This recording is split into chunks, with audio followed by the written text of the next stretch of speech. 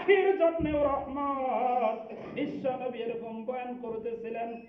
এমন সময় দেখা গেল এক বেদুইন ইহুদি পাখি শিকার করে, পাখি শিকারী একটা পাখি শিকার করে মারছে। শিকার করতে যাইয়া মইরা গেছে। তার ধারণা ছিল একটু আহত হবে, তারপরে তাকে সুস্থ করে বাজারে চড়া দামে বিক্রি করব। পাখি বিক্রি করে এরকম দোকান আপনারা দেখেন নাই? বর্তমানে তো অভাব নাই। প্রত্যেকটা থানায় থানায়, গোপালপুরে দেখবেন পাখি বিক্রির দোকান আছে, ভুয়াপুরে দেখবেন পাখি বিক্রির দোকান আছে না নাই? এরকম প্রত্যেকটা বাজারে, প্রত্যেকটা থানা পর্যায়ে পাখি বিক্রির দোকান আছে। উন্নত দামের পাখি আছে, নরমাল দামেরও পাখি আছে। এবার ওই শিকারী প্রতিদিন পাখি মারে, আর ওই পাখিগুলো একটু আহত হয়, সুস্থ করিয়া সে চড়া দামে বিক্রি করে। কিন্তু ঘটনাক্রমে ওই দিন দেখা গেল ওই শিকারী পাখি ধরার জন্য তীর মারছে, কিন্তু পাখিটার এমন জায়গায় লাগছে সাথে সাথে মারা গেছে। ওই শিকারী মন খারাপ করে বাড়ির দিকে রওনা দিয়েছে। আজকে আর শিকারি করবো না, এত সুন্দর দামি পাখিটা আমার ধারণা মতো অনেক দাম হবে, কিন্তু পাখিটা মারা গেল, মনে বড় দুঃখ লাগলো। আজকে আর পাখি শিকারি করবো না। এবার ওই শিকারি ওই মরা পাখিটা নিয়েই বাড়ির দিকে রওনা দিয়েছে। কিন্তু নবী বয়ান করতেছে, সাহাবায়ে কেরাম আলোচনা শুনতেছেন। এইভাবে করে মনোযোগ দিয়া সাহাবায়ে কেরামদের দিকে তাকাইয়া এর ভিতরে আরেকটা সাহাবী তার নজর পড়ে গেল। সে মাত্র আসতেছে, বলে ভাই কোথায় যাও? বলে ওই যে রহমতের নবী বয়ান করতেছে তার ওয়াজ শোনার জন্য যাইতেছি। ওই ইহুদি ডাক দিয়া বলে, ভাই সে রহমতের নবী নাকি? বলে হ্যাঁ, তিনি তো রহমতের নবী, তিনি তো বরকতের নবী, তিনি তো আখির নবী, বিশ্ব নবী জনাবে মুহাম্মদুর রাসূলুল্লাহ সাল্লাল্লাহু আলাইহি ওয়াসাল্লাম। এই কথা শুনিয়া ওই ইহুদি চোখের পানি ছাইরা দিছে, আর বলতেছে, আমি তো এই নবীর খবর তাওরাতের ভিতরে আমাদের পাদ্রীর কাছে শুনেছি। সুতরাং সত্যি যদি সে নবী হয়, আমি তাকে একটু পরীক্ষা করব।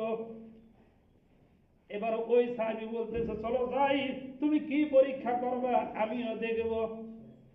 এবার ওই ইহুদি নবীর কাছে যাইয়া ওই মরা পাখিটা নবীর সামনে ছুঁইরা মারছে, নবীর সামনে ঢেল মারছে।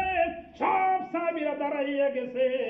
এই লোকটা তো আদব কায়দা ঠিক নাই, আমার আপনার নবীর সামনে মরা পাখি ঢেল দিছে, তারে এখনই সাইজ করব। নবী ডাক দিয়ে বলে, ও সাহাবীরা, আতিউল্লাহ ওয়া আতিউর রাসূল, তোমরা তোমাদের নেতার অনুসরণ করো। আমি রাসূল তোমাদের নেতা, যেইখানে আছি ওইখানে তোমাদের দাঁড়াইয়া বিচার করার কোনো দরকার নাই।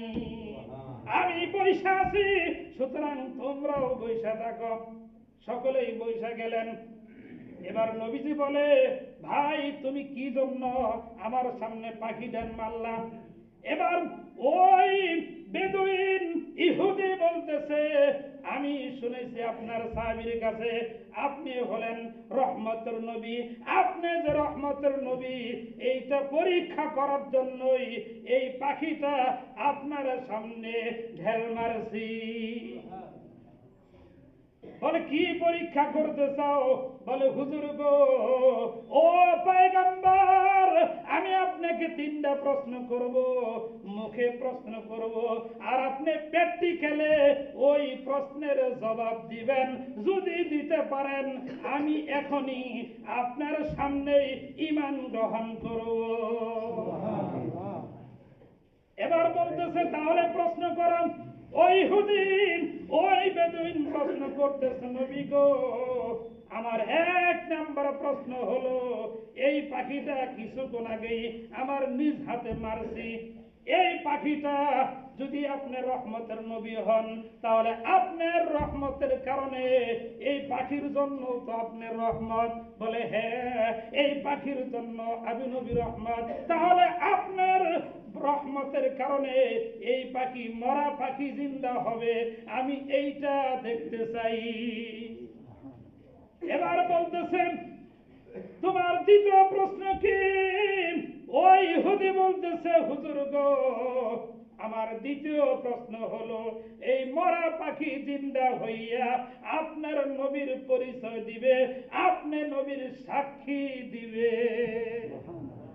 তারপরে বলতেছে আমার তৃতীয় যেটা শর্ত, আমার তৃতীয় শর্ত হলো আল্লাহকে রব বলে এই পাখি যখন স্বীকারোক্তি দিবে আমিও তখন আল্লাহকে রব বলে স্বীকারোক্তি দিব। এই তিনটা আমি প্র্যাকটিক্যালি দেখতে চাই।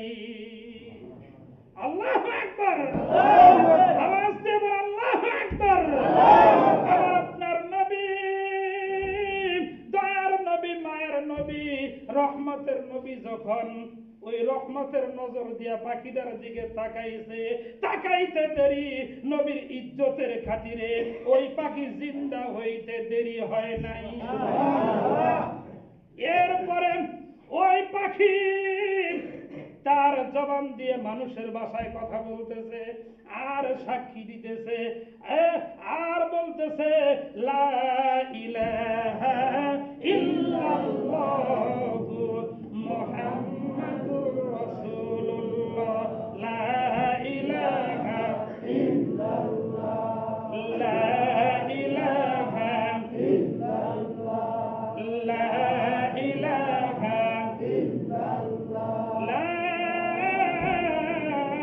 ইলাহা ইল্লাল্লাহু মুহাম্মাদুর রাসূলুল্লাহ। জবান খুলে বলেন সাল্লাল্লাহু আলাইহি ওয়াসাল্লাম। প্রাণের বন্ধু, ওই ইহুদি তাকাইয়া দেখতেছে এই মরা পাখিটা জিন্দা হইয়া গেল নবীর রহমতের বরকতে। শুধু তাই নয়, এই মরা পাখির চিকন চিকন ঠোঁট দিয়া সে বলতেছে ইনি হলো শেষ নবী, ইনি হলো শ্রেষ্ঠ নবী, ইনি হলো বিশ্ব নবী জনাবে মুহাম্মাদুর রাসূলুল্লাহ সাল্লাল্লাহু আলাইহি ওয়াসাল্লাম। শুধু তাই নয়, ওই পাখি আল্লাহর পরিচয় দিতে যাইয়া ওই পাখি বলতেছে এই নবীকে যিনি সৃষ্টি করেছেন, আমাকে যিনি সৃষ্টি করেছেন, ও শিকারী তোমাকেও যিনি সৃষ্টি করেছেন তিনি হলো আমার রব আল্লাহ পাক রব্বুল আলামিন। আলহামদুলিল্লাহি রাব্বিল আলামিন। সমস্ত প্রশংসা ওই আল্লাহর জন্য যিনি তামাম পৃথিবীর মালিক, সৃষ্টিকারী।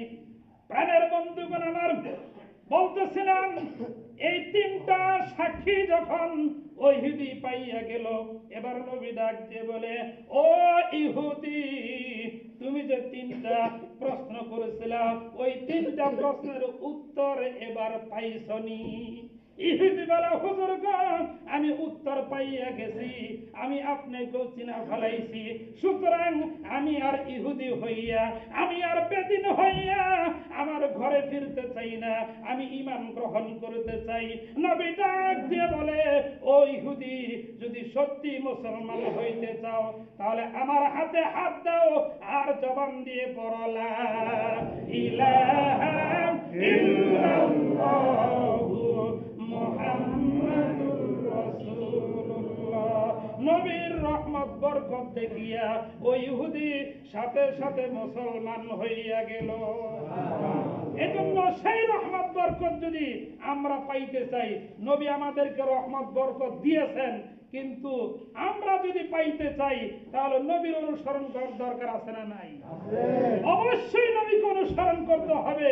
আল্লাহর হুকুম রাসূলের তরিকা অনুসরণ করে যারা চলবে অবশ্যই আল্লাহ পাক পাক রব্বুল আলামিন তাদের ঘরে, তাদের কামে, তাদের পরিবারে সর্বদিক দিয়ে রহমত বরকত আল্লাহ দান করে দিবেন, অভাব দূর করে দিবেন। এজন্য আমরা রাসূলের তরিক অনুসারে জীবন পরিচালনা করব। রাজি আছেন ইনশাআল্লাহ? কারা কারা রাজি আছে দুই হাত তুলে দেখাই। লিল্লাহি তাকবীর, লিল্লাহি তাকবীর, আল্লাহু আকবার। আল কোরআনের আলম, কোরআন হাদিস যেখানে, আমরা আছি সেখানে। আমার নেতা তোমার নেতা, বিশ্ব নবী মুস্তাফা। আমার নবী তোমার নবী, বিশ্ব নবী মুস্তাফা। লিল্লাহি তাকবীর। আল্লাহ আমাদের সবাইকে নবীর খাঁটি উম্মত হিসাবে কবুল করেন, বলেন আমিন। আমিন। আরো জোরে আওয়াজ দিয়ে বলেন আমিন। ওয়া আখিরু দাওয়ানা আলহামদুলিল্লাহি রাব্বিল আলামিন।